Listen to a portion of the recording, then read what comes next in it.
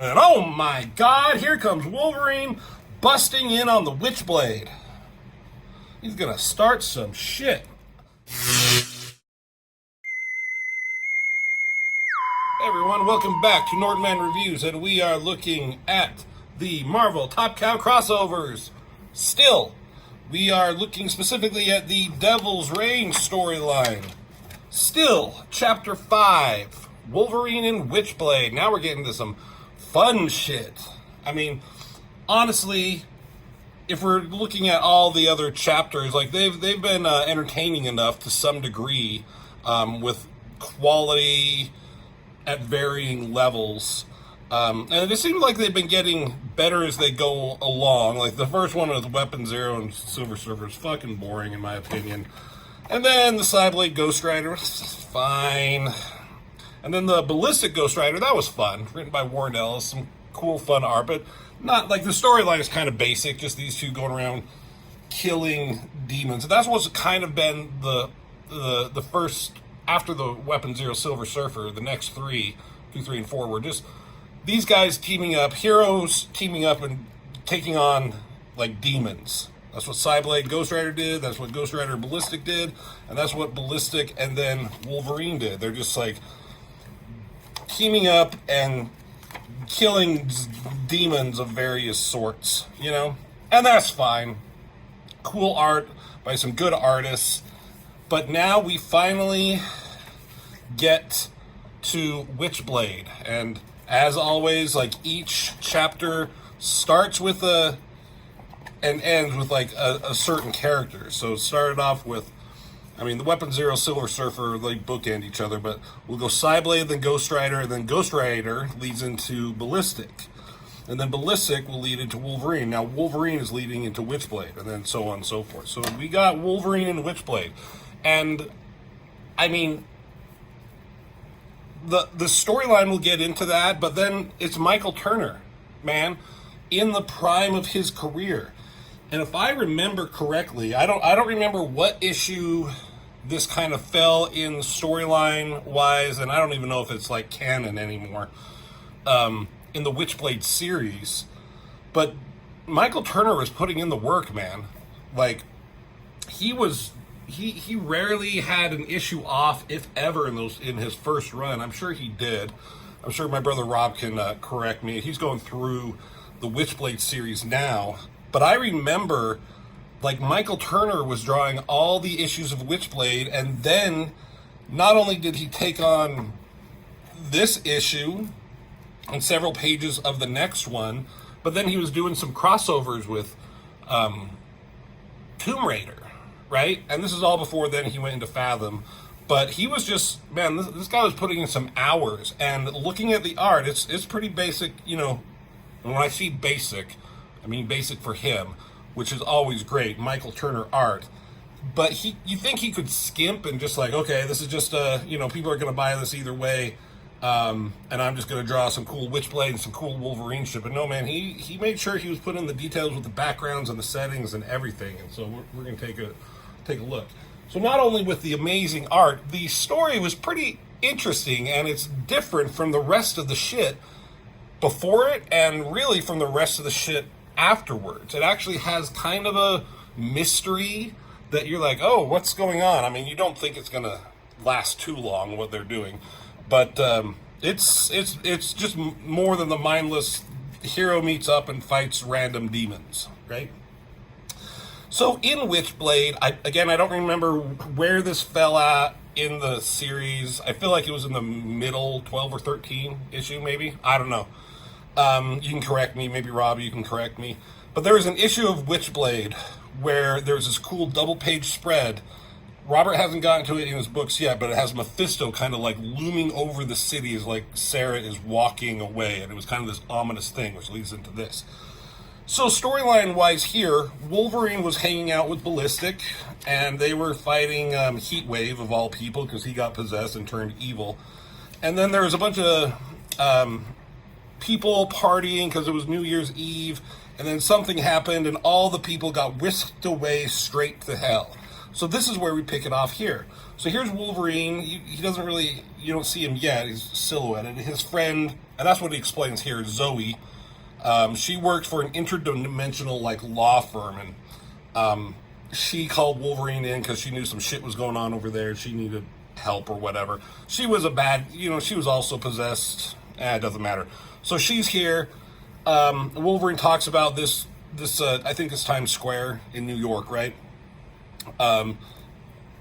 Looking at it, I mean, he just kind of put the detail in here and then put everything else in silhouettes.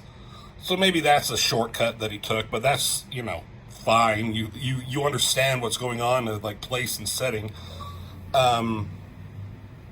So he explained to everyone, there's a lot of people here, now they're gone, and Wolverine is basically telling her, we're taking on Mephisto, we need some reinforcements of some kind.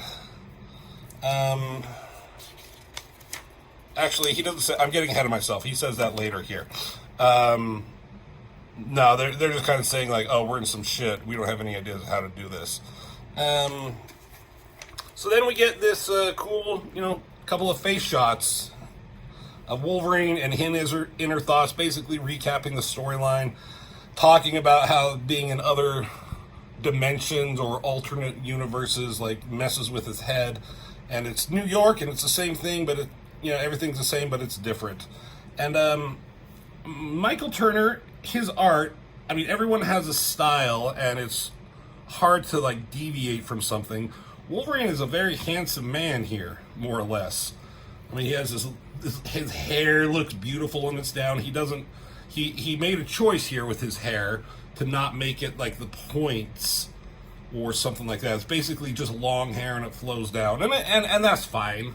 I didn't really mind it, but it is, of note. And then there's Sarah here, Sarah Pazzini, Witchblade, always sexy. He always does great face shots, and he does very beautiful eyes and lips with women. A lot of eyelash, like darkened eyelashes. It's always something I think I've read in an interview. That's the way he does it. Like, he does very thick eyelashes and very voluptuous lips, right? And with the eyelashes, I've tried to emulate that in my art. Sometimes it doesn't quite work, and I've stopped trying so much and just try to figure it out on my own, but I'm nowhere near the level he is, ever will ever be. Two Towers, so this was before 2001.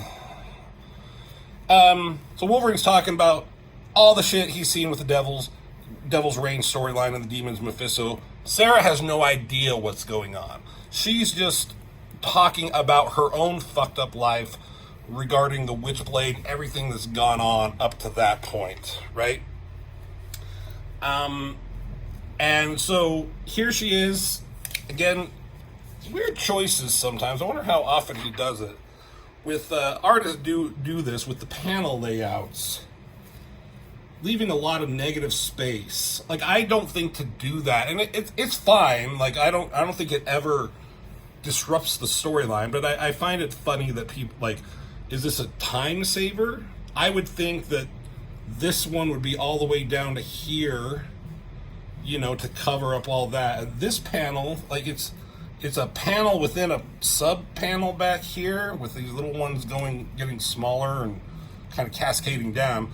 I would have just moved that down here and had blah blah blah blah blah. That's just very symmetrical in my mind, and that's how I would do it. Again, not saying this is bad. It's just I took note of it. Is that a shortcut, or is that just a creative way to do something? But anyways, Sarah goes to her police station, and people are like, "Hey, you're back. Welcome back." And she's probably gone through a lot of shit, so everything's fine. And I think they mentioned that I don't know when they mentioned that when she's in a coma, but there's Jake, there's her boss, and then she hears a voice behind her, and this is her partner, Michael Yee, who died in the first issue of Witchblade. When she got the Witchblade, he died. He was shot and killed, and that's when she got the Witchblade. and her life went crazy.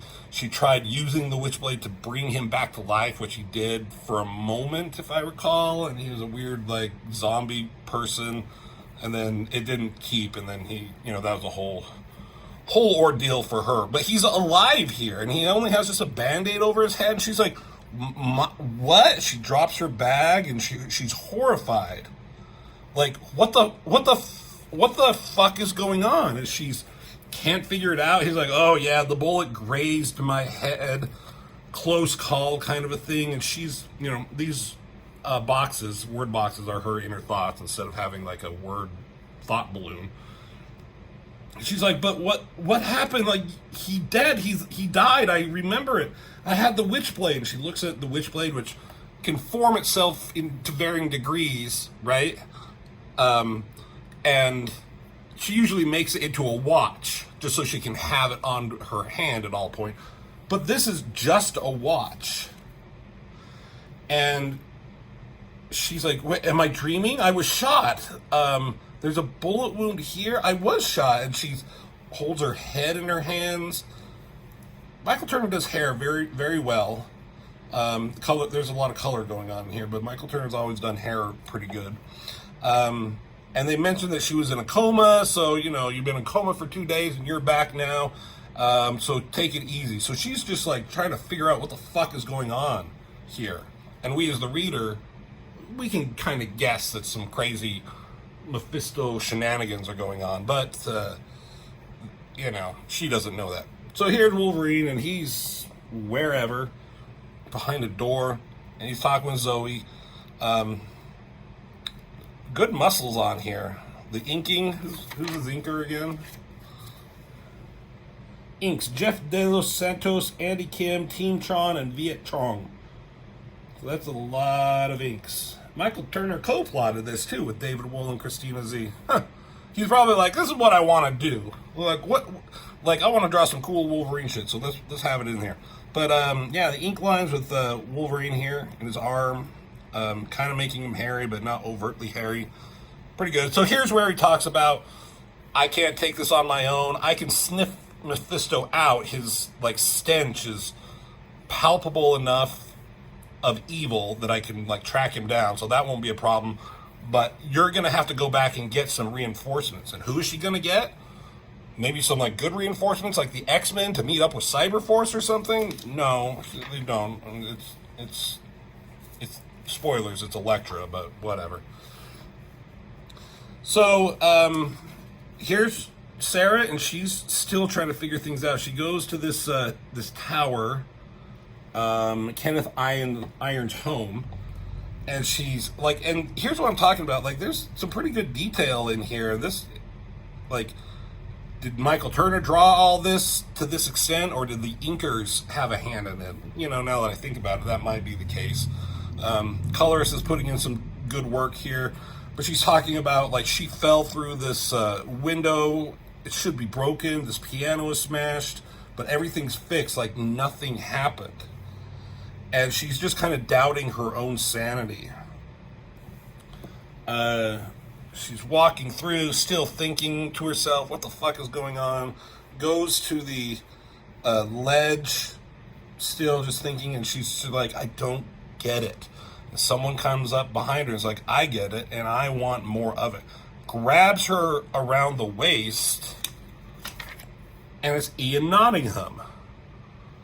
And he pulls her in for a kiss. Now, Ian Nottingham was the right-hand man of, I think they kind of explain it over here. Is that Kenneth Irons? That looks like Jake. Her current partner, Jake, on the police force. I thought Kenneth Irons' hair was more whitish. I don't know. Anyways, Kenneth Irons was a billionaire, and he, his whole thing, he was the villain.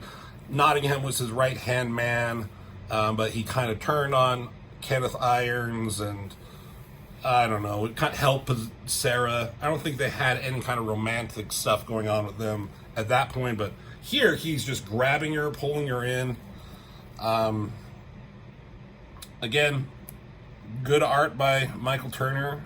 The designs in this makes me wonder, did he do that? Did inkers or the colorists do that? He has very distinct ways of doing hands, but he draws them really, really well. Yeah. Oh, shit. So then, again, she's, I think, kind of recaps what was going on in her life as the Witchblade, just in case, like, we are new readers to this. Like, oh, I'm picking up this book because it's Wolverine, and I don't know anything about Witchblade. Kind of gives a recap, has a sexy pose of her, you know, clothesless, except for Witchblade stuff. I feel like he does a lot of these profile shots in his art, which is fine. But apparently she's with Ian Nottingham, and they're in a relationship, and she just kind of goes along with it. And he mentions that she has, like, they're going to an event, she has a dress coming, and then she's just, here they are. Later that evening, they're going to dinner, they're dressed nicely, she's in this sexy-ass long black dress. I like these shoes. I don't know, you know, I just noticed her shoes. Very skinny waist. Again, it's the Michael Turner style. Long legs and everything. I like the folds that he puts in here. So they sit down, and she's kind of asking him certain questions, how long they were together. He's like, well, we're engaged, if that doesn't tell you anything. And she's kind of starting to accept this reality. You know, everything that happened with the Witchblade, that's some crazy shit. And she chalks it up to being in a coma, crazy dreams. Like, that shit shouldn't really happen. And Wolverine's out here, and he's watching. You know, there's his hand, smoking, whatever. And then he, I guess, you know, he has his bone claws at this point. You know, starts extending his claws, is what that's meant to be. And Ian here, he notices, like, damn it, Sarah, get down. And oh my God, here comes Wolverine busting in on the Witchblade. He's gonna start some shit. This is a crazy picture with the, you know, the claws coming at you.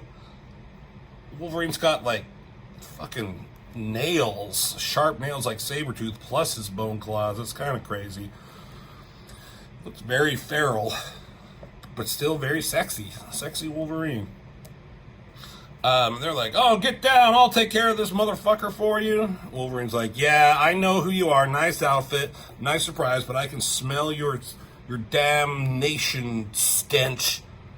And she's like, what the hell? And I thought this was funny, but it's Mephisto giving an illusion, right? So it makes sense. But Ian Nottingham here, he just reaches into his back like He-Man, pulls out his swords out of nowhere. So he just pulled these swords out of nowhere. If this were in the real world and Mephisto wasn't fucking with shit, I'd be like, that's stupid. That doesn't make any sense. But here, it you know, it's fine. So it is kind of a cool moment. Like an Ian Nottingham, he's a badass warrior. This isn't actually him, but it's essentially him. And he's going to take on Wolverine.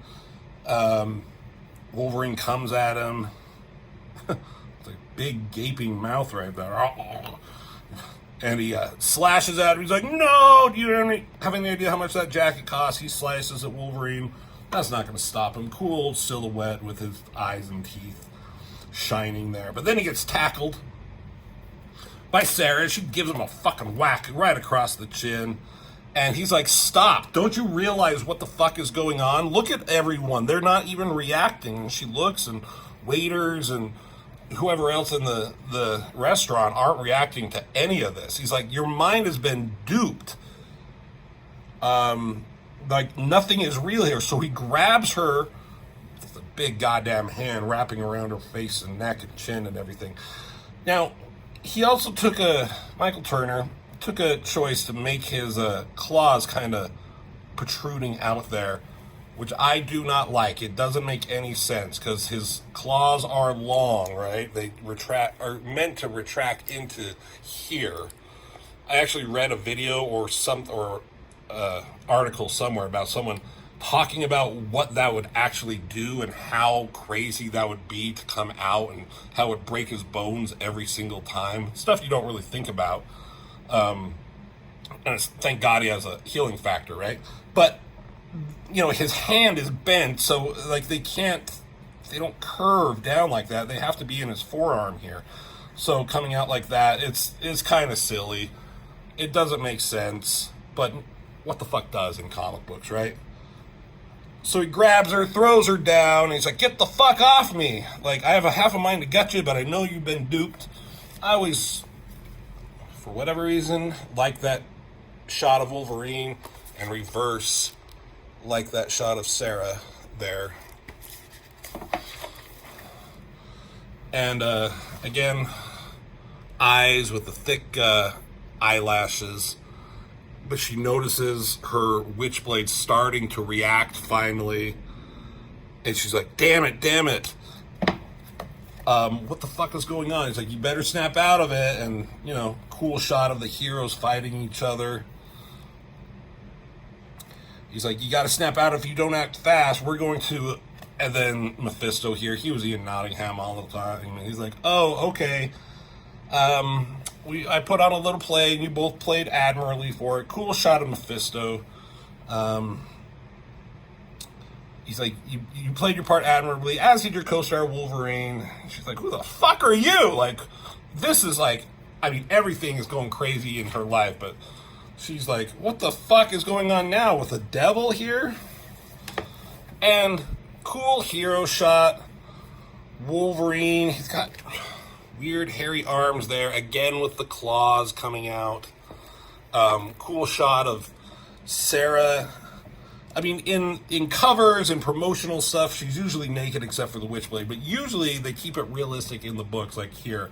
And it does shred her clothes, but she has she's usually wearing something. And this is a kind of a cool image of the long dress. It almost looks like a cape or a cloak on the Witchblade, gives her boots and armoring her up more or less. There's the window that Wolverine busted through. And then, his hair. Side profile again. Sexy hair for Wolverine, not going up into the points. It's fine. I don't mind it.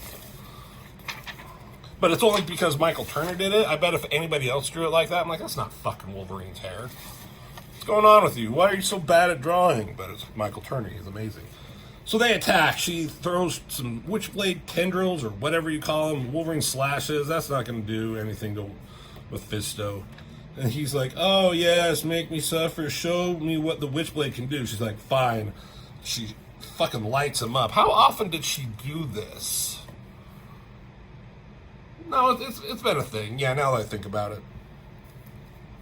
But it's fucking fire. What is that going to do to Mephisto? He rules a realm of hellfire, for God's sakes. He's like, bravo, very nice, Sarah. You're everything that I thought you were. This shot of Mephisto is pretty cool, I must say. Coming through the fire. The colors are doing great work. You're like, oh shit. And one final crazy shot of Mephisto. Lording over them. He's huge. He's demonic. He's devilish. He's like, oh shit, we are fucked kind of thing. He's like, I want your souls. And that's where this issue ends. I do have to note one thing. I felt it's funny how in each issue, like Wolverine was with Ballistic last time, and they just kind of say something off screen or off, that why the person isn't here anymore. And I think he said it here. Like, oh, I was with Ballistic, I could use her firepower right now, but she worried about her sister, so she went to look for her sister, which is Velocity and Cyberforce, right? Back here, same thing happened when Ghost Rider was with Cyblade, and then he found Ballistic. He's like, he mentions somewhere here, like, oh, your friends in Cyberforce felt worried about you, so they sent me to look for you.